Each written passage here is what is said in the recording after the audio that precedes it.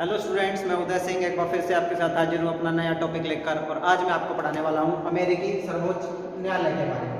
ठीक है, हमने अमेरिकी संविधान के लगभग सारे टॉपिक क्लियर कर लिए हैं, कवर कर लिए हैं। आज हम संविधान के अमेरिकी संविधान के जो सर्वोच्च न्यायालय है उसके बारे में हम पढ़ना चाहते हैं। मैंने आपको बताया था अमेरिकी संविधान में शक्ति प्रतिकरण का सिद्धांत अपना रखा है। शक्ति प्रतिकरण के सिद्धांत के अंतर्गत कार्यपालिका का जो कार्य है, विधायिका का जो कार्य है और न्यायपालिका का जो कार्य है वो अलग अलग है।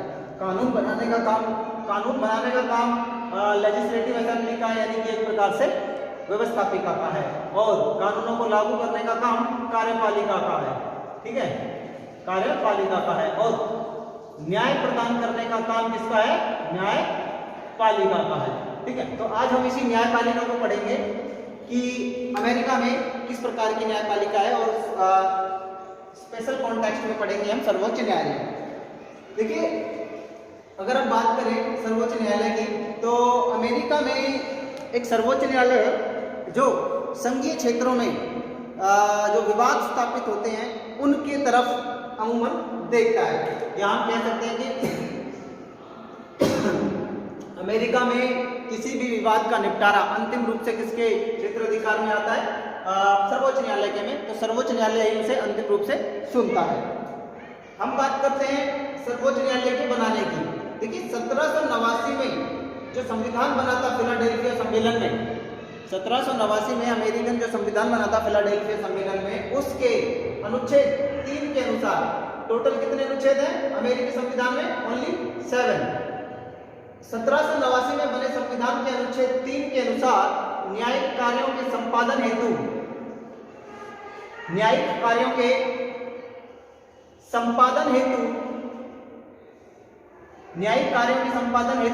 सर्वोच्च न्यायालय की व्यवस्था की गई है। आया समझ में? देखिए, कानून बनाने का काम व्यवस्थापिका का, कानूनों को लागू करने का काम कार्यपालिका का, और कानूनों के आधार पर या कानूनों की व्याख्या या संविधान की व्याख्या या कानूनों के आधार पर न्याय प्रदान करने का कार्य न्यायपालिका का।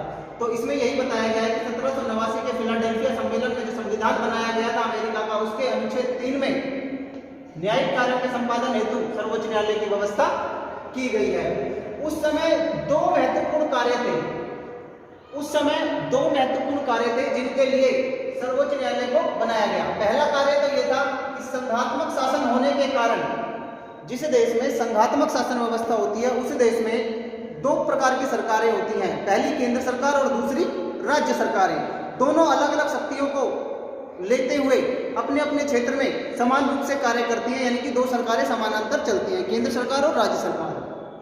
तो संघात्मक शासन था, केंद्र और राज्य दो सरकारें थी, इसलिए संघ सरकार और राज्य सरकार इनके बीच विवाद होते रहते थे। उनके निपटाने के लिए सर्वोच्च न्यायालय की जरूरत थी।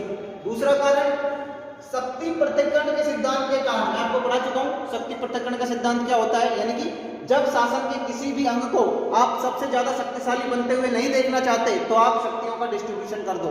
यानी कि किसी भी एक संस्था में इतनी शक्ति मत दो कि वो तानाशाह बन जाए, इतनी शक्तियों का बंटवारा कर दो, यानी कि शक्तियों को अलग अलग बांट दो, पृथक्करण कर दो उसका। तो उसी प्रकार से व्यवस्थापिका यानी कि लेजिस्लेटिव असेंबली यानी कि अमेरिका की कांग्रेस और अमेरिका की कार्यपालिका यानी कि राष्ट्रपति,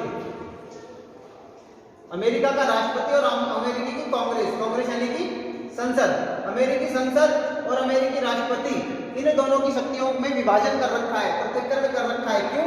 क्योंकि कोई एक अंग तानाशाह ना बन जाए, इसलिए इनकी शक्तियों के बीच जो बंटवारा कर रखा है, जो विभाजन कर रखा है, उनमें अगर कोई विवाद उत्पन्न होता है तो उन शक्तियों की व्याख्या कौन करेगा?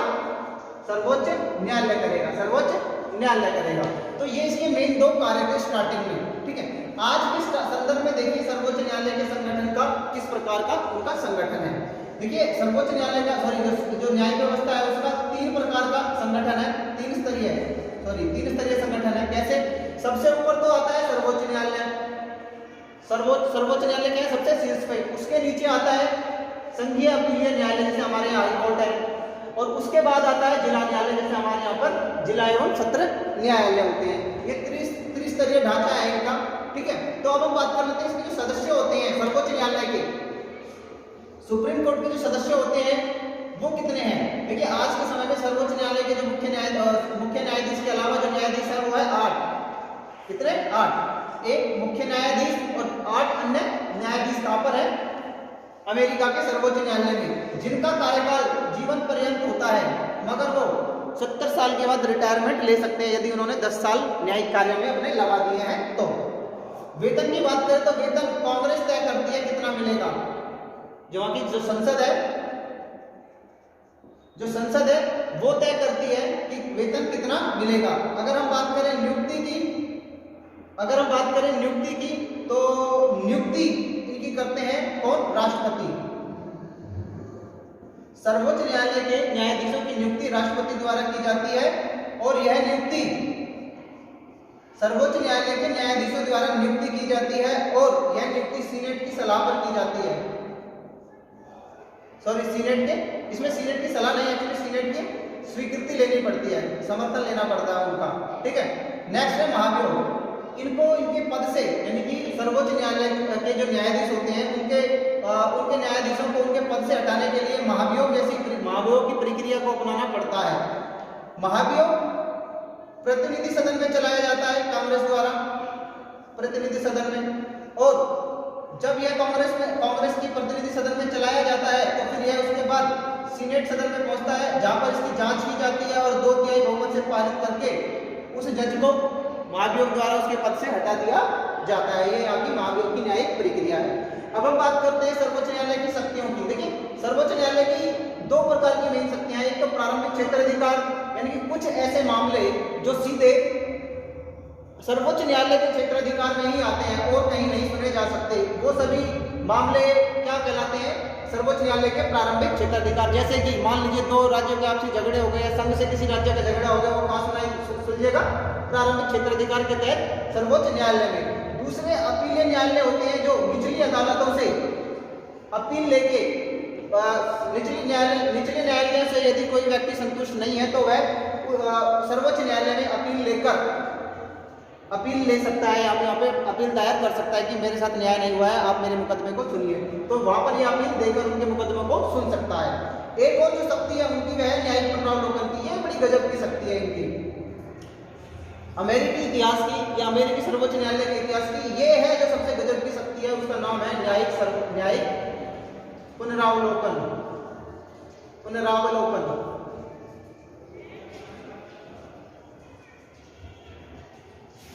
क्या है न्यायिक पुनरावलोकन?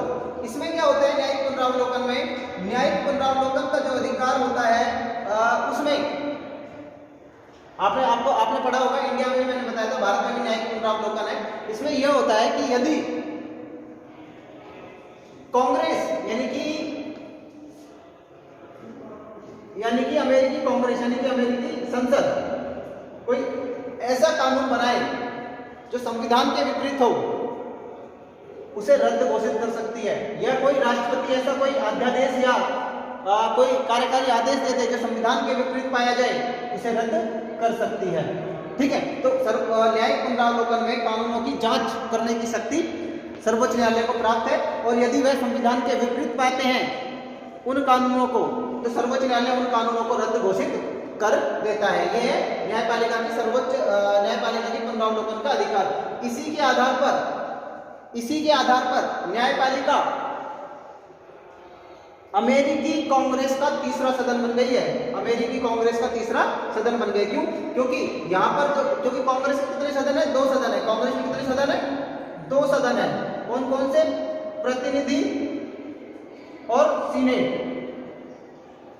ये दोनों कानून बनाते हैं मिलकर, प्रतिनिधि सदन और सीनेट, और राष्ट्रपति फिर हस्ताक्षर करते हैं।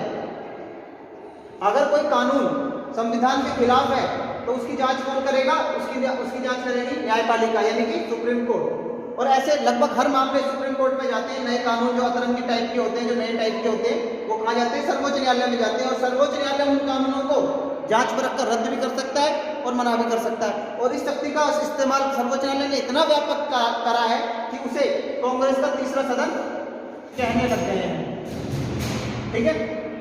नेक्स्ट है सर्वोच्च न्यायालय का महत्व। सर्वोच्च न्यायालय का क्या महत्व है? देखिए सर्वोच्च न्यायालय का महत्व इसलिए ज्यादा है, सर्वोच्च न्यायालय का महत्व तो हम यहाँ पढ़ेंगे। सर्वोच्च न्यायालय का महत्व। सर्वोच्च न्यायालय का पहला महत्व तो यह कि कांग्रेस के तीसरे सदन के रूप में हो गया है।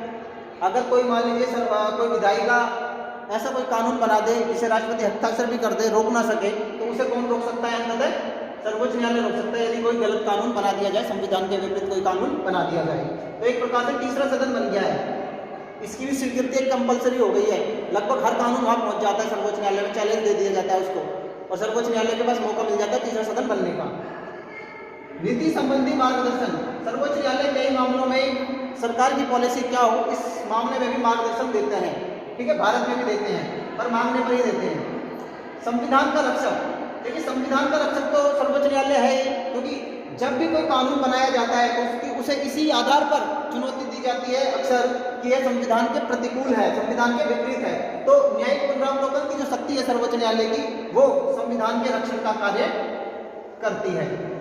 नागरिक अधिकारों का रक्षक, यदि किसी नागरिक के अधिकारों का हनन हुआ है तो वह अंतिम रूप से सर्वोच्च न्यायालय में जाएगा और सर्वोच्च न्यायालय उसके मौलिक अधिकार या उसके जो महत्वपूर्ण जो नागरिक अधिकार हैं उनको पुनः स्थापित करने में सरकार को आदेश देगा।